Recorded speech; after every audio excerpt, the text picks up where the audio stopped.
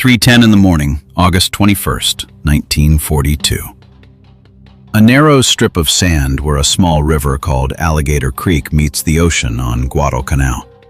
200 Japanese soldiers step into black water and start wading toward the American line, moving with the calm confidence of men who have never lost a night attack in their lives. 20 yards away, a young machine gunner watches them come. He can already see their faces in the moonlight. He can already hear them breathe. Every single thing he was ever taught in training screams one command at him: open fire now. His finger stays off the trigger. Down the line, dozens of other Marines are doing the exact same thing. They are disobeying the one instinct that has kept every soldier alive since war began. The instinct to shoot when the enemy is close enough to kill you. They are doing this because their general has ordered something that no training manual has ever described. Something that sounds, on paper, like suicide. Let the enemy get closer. 15 yards, 10 yards, close enough now to throw a grenade by hand. The Japanese soldiers believe they are seconds away from another easy victory. The same kind of victory that has broken every single enemy they have faced since the attack on Pearl Harbor. They have no idea, none at all, that they are walking into the exact center of a killing field built with the precision of an engineering blueprint. In the next 60 seconds, close to 200 of them will be dead. By the time the sun comes up, that number will climb past 800. This is not an accident. This is not a lucky break. This is a plan so unnatural, so against every rule of combat, that the men carrying it out spent 2 straight weeks convincing themselves it could actually work. And on this one night, on this one stretch of sand, it is about to be tested for real, against an enemy who has never once been stopped before. Here is the part almost nobody expects. The American commander in charge did not win this fight with more men, more firepower, or more courage. He won it by making his own soldiers do the hardest thing a scared young man can do in the dark. Nothing. Stand still. Wait. Let death get close enough to touch you, and trust that the trap will close before it does.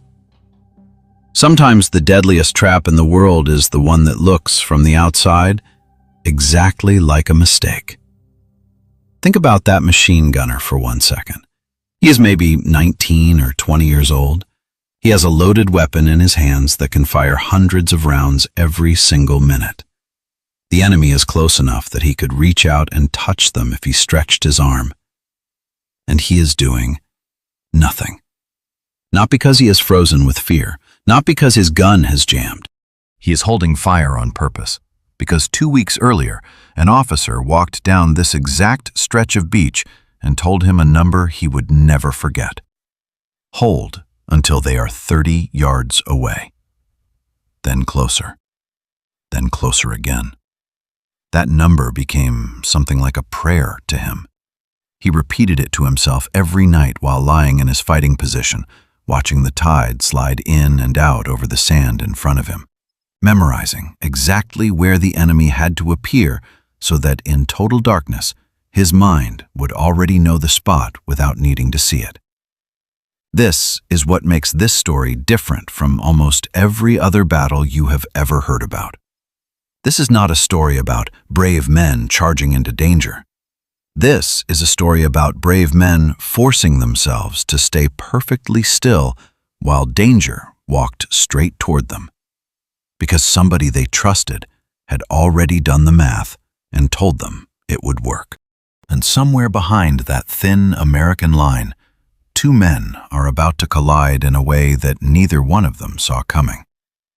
One of them is a Japanese colonel who has never lost a night battle in his career. A man riding a wave of confidence so strong that Japanese officers of the time had a name for it: victory fever. He believes there are maybe 3,000 tired, disorganized Americans waiting for him on this island. He is wrong. There are close to 11,000. and they have spent 2 weeks turning this one stretch of sand into a mathematical equation with only one possible answer. The other man is an American general nobody outside the Marine Corps had ever heard of, a quiet, methodical officer who studied this beach the way a civil engineer studies a bridge, not the way a traditional battlefield commander studies an enemy. He noticed something simple that would end up deciding everything. The jungle to the south is too thick to move an army through. The ocean to the north offers no cover at all, and there is exactly one place, one narrow sandbar less than 50 yards wide, where any serious attack from the east has to cross. He built his entire defense around that one fact. By the time the sun rises over this beach, one of these 2 men will have destroyed the other's entire fighting force in a single night, using a plan that broke almost every rule his own side had ever taught him. And it all started with 200 confident men walking through black water at 3:10 in the morning, into a trap that, from where they stood, looked exactly like an open, undefended shore. By dawn, the numbers from this one night would be checked twice by officers who refused to believe them the first time. And the reason those numbers happened the way they did was not luck, and it was not superior weapons. It was patience turned into a weapon of its own, and one man's refusal under torture to give up a single word. That story starts 2 weeks earlier, on the same island, with 2 commanders who had never met, building 2 completely different plans for the exact same stretch of sand. Colonel Kiyono Ichiki stood on the deck of a Japanese destroyer moving down the Solomon Islands chain toward Guadalcanal, and inside his head, one feeling had taken over everything else. The Japanese army had a name for it: victory fever. It had spread through the Imperial Army like wildfire since Pearl Harbor, an intoxicating certainty that American soldiers would break and run the moment real pressure was applied, the same way Chinese troops had broken across a dozen battlefields in the years before this one. Ichiki was almost 50 years old, a career infantry officer who had built his entire reputation on one single idea: speed. Attack fast, attack at night, and watch the enemy line collapse before hand-to-hand fighting ever really starts. He had watched it happen over and over in China, entrenched positions folding in minutes, defenders breaking and running long before bayonets ever crossed. He had built his whole career on that one observation, and he saw no reason on earth that soft, untested American Marines would prove any different. He also carried something heavier than confidence. His regiment had been chosen for the invasion of Midway, a mission that would have handed Japan a massive victory after the disaster at sea that same June. That mission got canceled. His men were left hungry, humiliated even, wanting one loud, undeniable win to prove they had not been wasted on some minor jungle island. That hunger is important. Remember it. Hunger for glory makes commanders take shortcuts they would never take with a clear head. His intelligence reports told him exactly what he wanted to hear. Aerial scouts saw almost no movement near the American airfield. His advanced troops landed near a point 25 miles east of the Marine position on August 18th and radioed back one simple line: no enemy contact, proceeding as planned. Japanese headquarters estimated there were maybe 3,000 American troops on the entire island, tired, scattered, barely holding together after a rushed landing 2 weeks earlier. The math looked simple to him. He commanded 917 elite soldiers from the 28th Infantry Regiment, veterans who had never once failed to break an enemy line at night. A fast strike would crush whatever thin, disorganized force the Americans had left guarding their airfield. That was the plan. That was the whole plan. What Ichiki could not know, as his men began marching west along the coast road that night, is that the real number waiting for him was not 3,000. It was close to 11,000. and the commander in charge of those 11,000 men had spent the last 2 weeks rebuilding American defense from the ground up in a way that would have looked insane to any traditional Marine officer. That commander was Major General Alexander Vandegrift, 55 years old, a quiet Virginian who had spent 30 years in the Marine Corps without ever once chasing attention. Marine training manuals at the time all said the same thing: attack fast, maneuver aggressively, meet the enemy as far away as possible, and hit them at maximum range. Vandegrift threw that idea out the window. He was building something that felt, even to his own officers, almost heretical. Defense treated not as instinct, but as precision engineering. He studied the ground around the airfield like an engineer studies a bridge, not like a soldier studies a battlefield. And he noticed something simple that changed everything. The jungle naturally squeezed any attack coming from the east into one single crossing point, the mouth of Alligator Creek, where a narrow sandbar was the only place a large group could cross at low tide. To the north was open ocean with zero cover. To the south, jungle too thick for any large unit to move through. Any real attack from that direction had to cross one strip of sand less than 50 yards wide. One funnel. One killing zone, if he built it right. Lieutenant Colonel Edwin Pollock, commanding the battalion assigned to hold that exact line, fought this idea in his own head before he ever accepted it. Everything he had learned since his first year in the Marine Corps told him to engage the enemy at long range, as early and as hard as possible. Vandegrift's plan asked for the opposite. Let the enemy walk to within grenade range before firing a single shot. Pollock said it out loud to his own staff the first night the orders came down. This isn't how we fight. He's asking these men to just stand there and take it. But Pollock walked that defensive line every single day for 2 weeks, checking gun placements with his own hands, and slowly the plan revealed itself to be something far more terrifying than passive. It was mathematics. Water-cooled machine guns were positioned so their fields of fire overlapped completely, each gun crew responsible for one narrow lane while the crew beside them covered the gap. Artillery batteries pre-measured their exact coordinates in daylight so they could fire accurately in total darkness without seeing a single target. And most brutal of all, anti-tank guns on that beach were loaded not with armor-piercing shells, but with canister rounds packed full of steel balls, turning that narrow strip of sand into the equivalent of a giant shotgun aimed straight down the killing lane. This is the part every viewer needs to actually sit with for a second. Every gunner on that beach had spent years training to fire at 400, 500, 600 yards the moment the ground allowed it. Vandegrift's plan told them to physically hold their fire until the enemy was 30 yards away, close enough to hear breathing, close enough for a grenade toss to land on their position. That is not a small ask.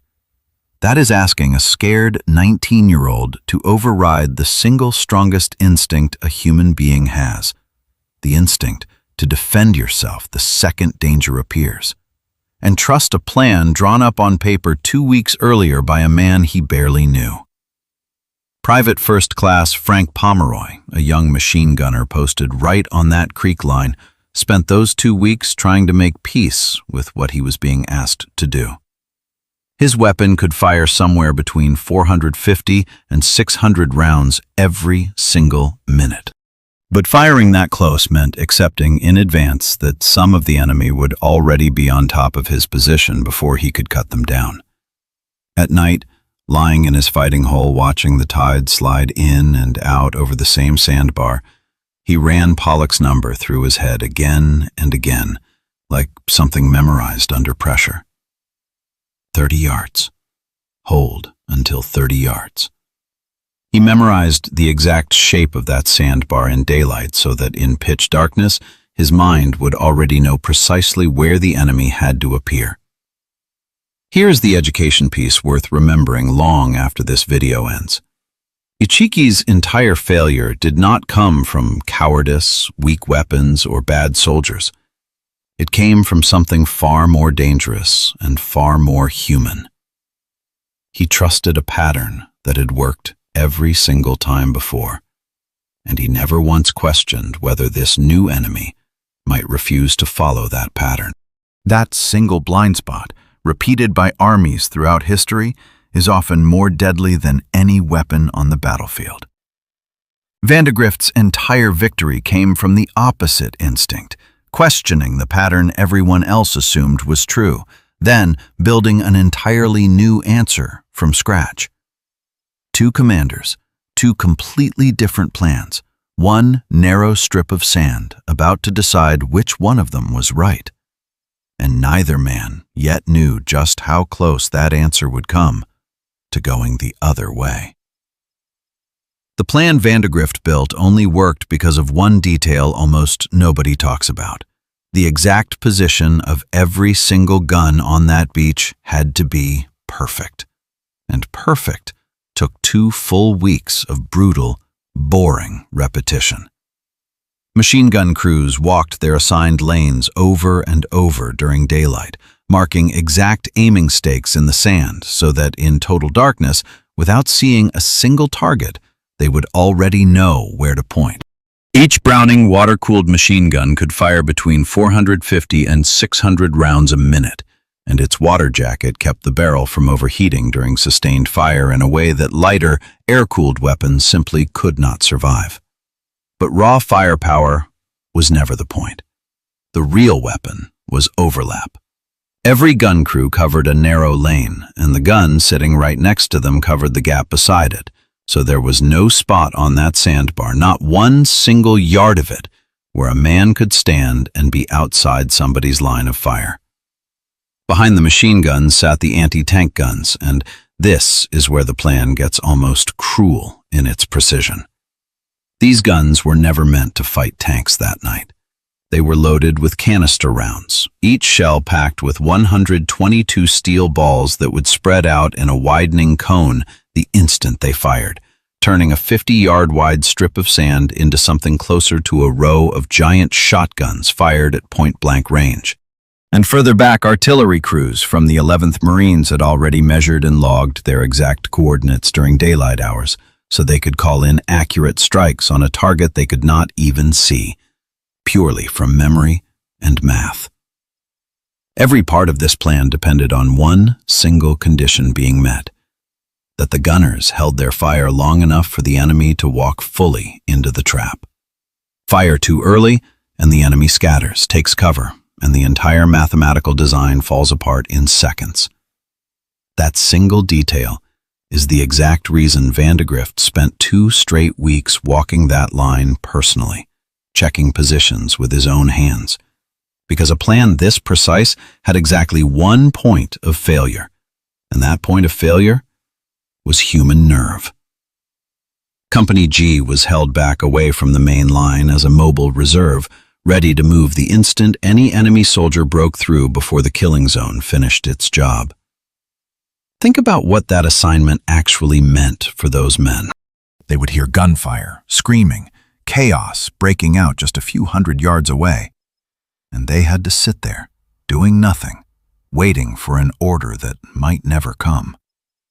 Waiting in reserve, listening to a battle you cannot see and cannot help with, is its own particular kind of torture, arguably harder on the nerves than actually fighting.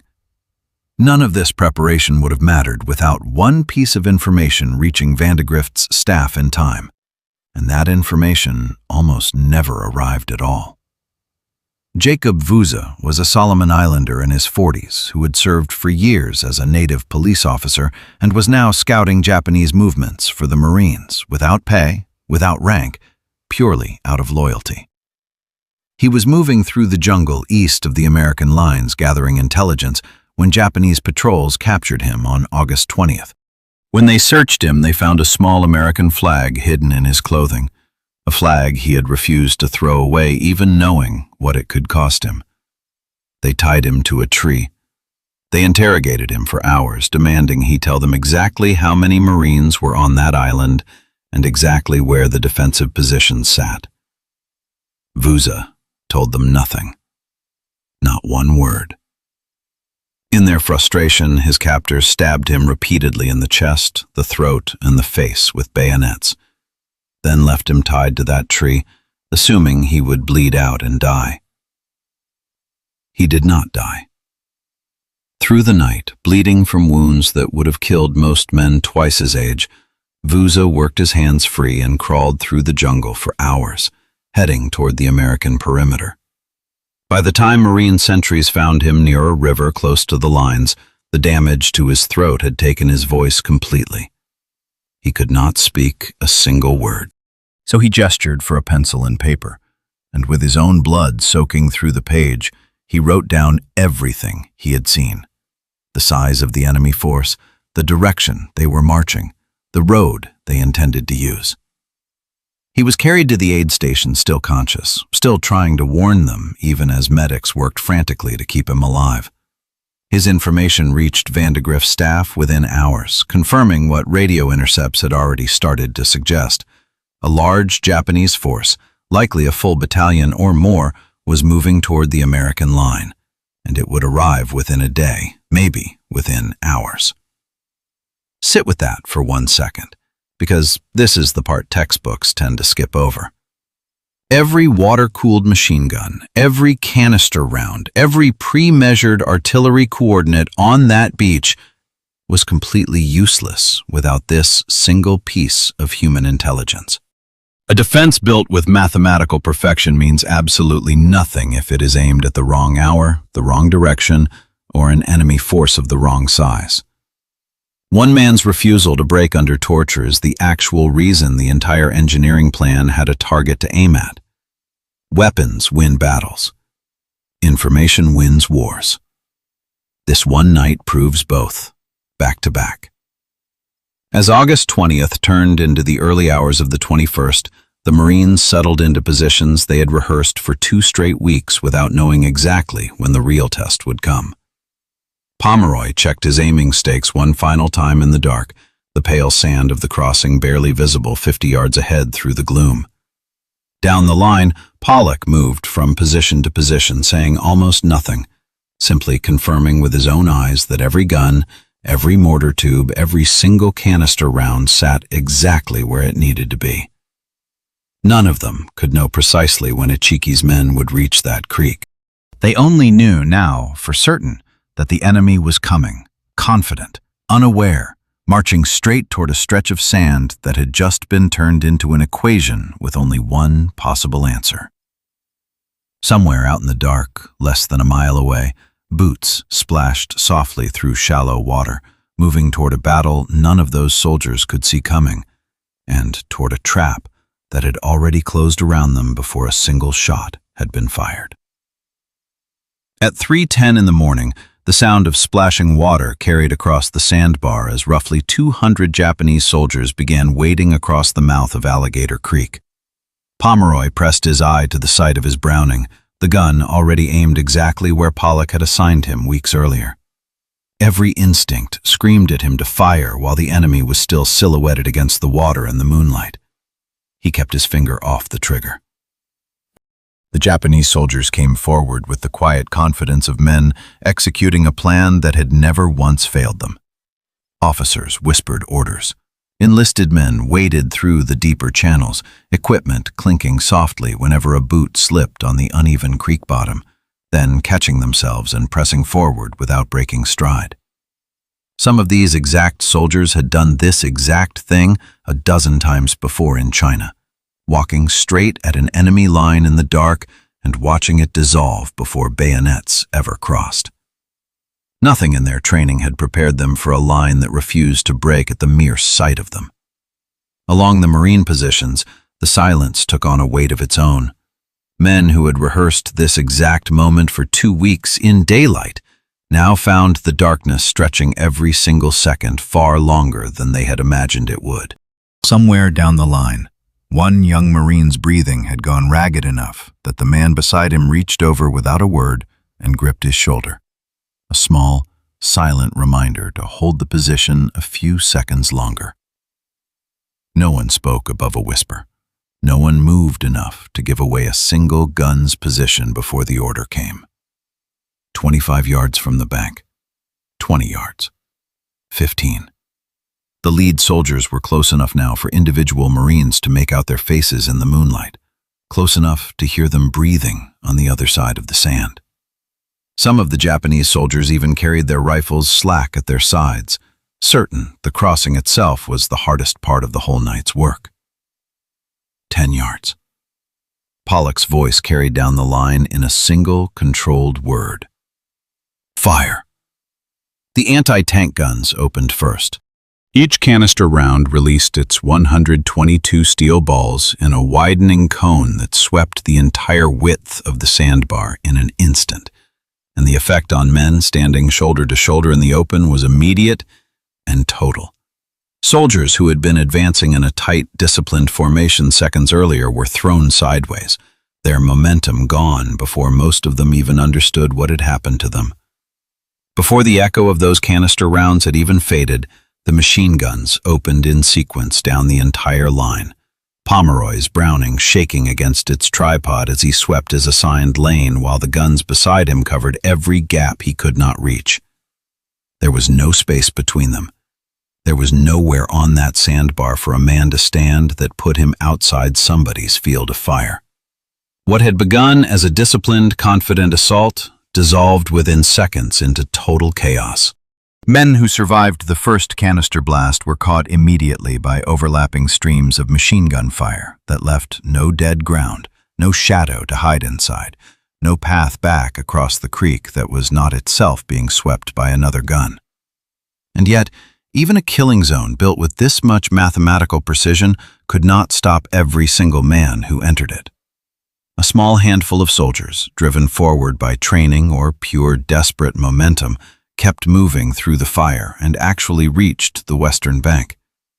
2 or 3 broke into a Marine fighting position with bayonets and grenades before anyone could stop them, and for a few terrifying seconds, the entire mathematics of the plan seemed to falter against the plain fact that a few determined men had made it across alive. This was exactly the exact contingency Vandegrift and Pollock had built into the plan from the very beginning. Company G, waiting in reserve, moved the instant word reached them, closing the small breach before those Japanese soldiers could dig in or signal success back across the creek.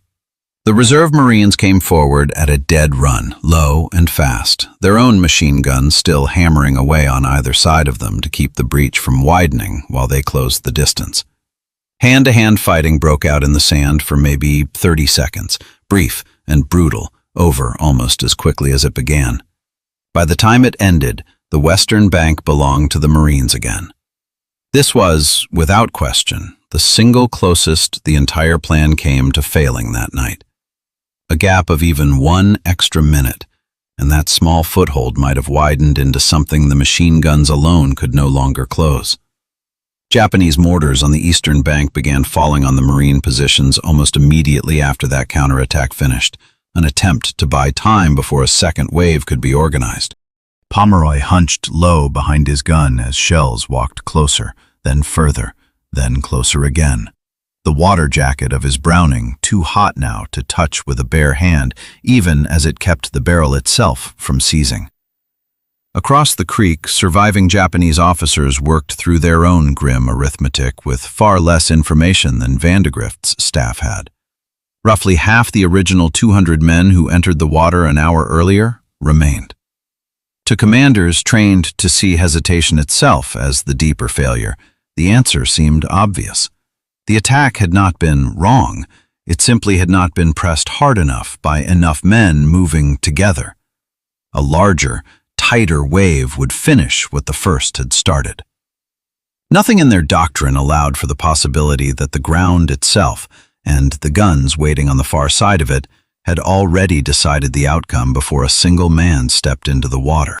This is the exact moment where you can watch an entire military doctrine fail in real time. And it is worth remembering the next time anyone tells you that courage alone wins wars.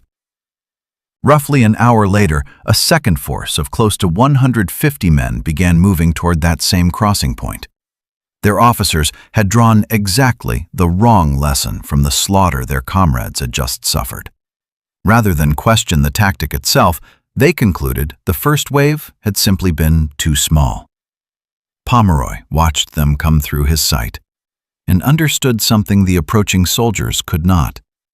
The killing zone had not weakened in that hour. It had sharpened. The anti-tank crews had reloaded fresh canister rounds and realigned on the same fixed point in the sand. The machine gunners had spent the gap between attacks adjusting their aiming stakes based on exactly where the first wave had bunched together and exactly where it had thinned out.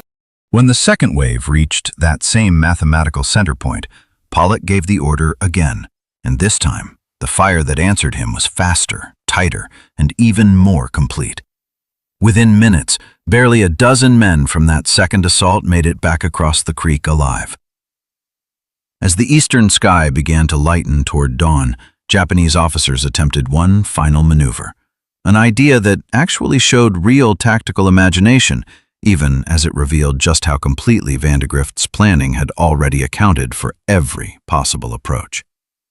Rather than send more men across the same stretch of sand that had already swallowed 2 full assaults, they sent a small party wading out through the ocean surf beyond the breakers, trying to come around the marine flank from the sea itself. On paper, this was actually clever. Men moving through chest-deep water beyond the main killing zone would bypass the guns that had proven so lethal at the creek mouth entirely. But the Marines on the northern end of the line had clear sightlines running well out into the surf, and pre-registered artillery concentrations covering that exact stretch of water had already been calculated days earlier, back when the whole plan still felt to some of them like an exercise in imagination rather than survival. The soldiers attempting that flanking move had to hold their rifles above their heads to keep them dry, meaning they could not return fire at all, while ocean swells made it nearly impossible for them to move quickly or take any kind of cover. Artillery rounds began falling among them within minutes, throwing columns of white spray into the graying light. By full daylight, the assault Ichiki had launched with such total confidence 12 hours earlier had been broken in 3 separate, distinct attempts. Vandegrift now moved to close out the engagement completely. A separate battalion crossed the creek at a dry ford well inland, out of sight of the surviving Japanese, and began sweeping down the eastern side of the creek behind them, cutting off any route of escape into the jungle. Marine tanks that had been held back during the night to avoid friendly fire confusion now crossed the sandbar in daylight, adding direct cannon and machine gun fire to root out the last pockets of resistance. Overhead, Marine fighter planes that had arrived at the airfield only the day before began strafing runs along the beach, sealing off whatever room the trapped survivors had left to move. By late afternoon, organized resistance had ceased entirely. What had started 12 hours earlier as a confident night assault by 900 elite veteran soldiers had been reduced in a single night to a handful of exhausted survivors too wounded to lift their own weapons. When the count was finally taken in the days that followed, the numbers from that single night at Alligator Creek were so extreme that some officers at battalion headquarters asked to have them checked twice before they would believe them. Between 774 and 800 Japanese soldiers lay dead across the sandbar and the surrounding beach, their bodies recovered and counted by burial parties working across ground that had been an active killing field only hours earlier. Only 15 members of Ichiki's original force were taken prisoner, and most of those men were too badly wounded to resist capture, unable even to lift a weapon by the time Marines reached them. Against those losses, American casualties across the entire engagement numbered between 34 and 44 killed, with roughly 75 wounded. At the sandbar itself, where the heaviest fighting had happened, the exchange approached 20 Japanese dead for every single Marine killed, a ratio that would have sounded impossible to any officer trained under conventional assumptions about close-range infantry combat. Sit with that number for a second. 20 to 1. Not because the Marines were better shots, not because they had better weapons, because one commander had the discipline to design a trap and hundreds of young men had the discipline to trust it, even when every nerve in their body was screaming to fire early. The fate of Colonel Ichiki became, in its own way, just as significant to this story as the casualty numbers themselves. According to several historical accounts, Ichiki took his own life sometime after the destruction of his regiment became clear, unable to accept responsibility for a defeat so complete, so total, that it fell outside anything his training had ever prepared him to expect. Other sources note that the precise circumstances of his death were never confirmed by any surviving witness, and some ambiguity remains in the historical record even now. What is not in dispute is this: an officer who had built his entire career on the doctrine of aggressive night assault, a man who had watched that doctrine succeed again and again in China, found himself commanding a force wiped out by an enemy that simply refused to break the way his training told him it would. This is the actual lesson buried underneath all the numbers, and it applies far beyond this one beach. Ichiki did not lose because his men lacked courage. His soldiers walked into machine gun fire and kept moving forward, wave after wave, which took a kind of raw bravery most people will never have to test in their lives. He lost because he trusted a pattern that had worked every single time before and never once stopped to consider that this particular enemy might refuse to follow it. That exact mistake, assuming the future will behave like the past simply because the past always has ended careers, companies, and armies throughout history. And it is still happening today in ways that have nothing to do with war at all. For the Marines who held that line, the days after brought a quiet reckoning of their own. Pomeroy spent much of the first morning cleaning his Browning with the same care he had given it every day for 2 straight weeks before the attack, though the ritual felt different now, performed by hands that still had not entirely stopped shaking. He did not talk much about what he had seen, not that first day, and not for a long while afterward. He would say later that the number that stayed with him longest was not the count of the dead. It was the distance itself. 30 yards. He had spent 2 weeks dreading that number, and one single night discovering it was survivable, provided a man trusted the plan and the gun beside him more than he trusted his own instinct to run. Lieutenant Colonel Pollock filed his report on the engagement within days, and in it he was careful to credit the defensive plan itself rather than any individual act of heroism for the outcome. In his own words, it was a plan that had asked ordinary young men to do something that felt completely unnatural, and had proven that discipline to follow a plan mattered more than any single weapon or any single brave act. Major General Vandegrift said little publicly about the battle beyond confirming the casualty numbers to his own superiors, but privately, he understood exactly what had just been proven on that stretch of sand. Modern warfare, at least against an enemy trained to overwhelm defenders through speed and raw nerve rather than firepower, rewarded systematic engineering over individual courage alone. A defensive position built with mathematical precision, its fields of fire measured and interlocked in advance, could achieve results that traditional infantry doctrine would have called completely impossible only weeks earlier. That lesson did not stay confined to one beach for long. 3 weeks later, in mid-September, a much larger Japanese force launched a coordinated assault against Marine positions on a jungle ridge that would become known to history as Edson's Ridge. That battle, fought over 2 nights, applied the exact same principles Vandegrift had proven at Alligator Creek, but on a far larger scale. Prepared positions, pre-registered artillery, interlocking machine gun coverage, and fire discipline that asked Marines to wait and wait again before committing their weapons to a target.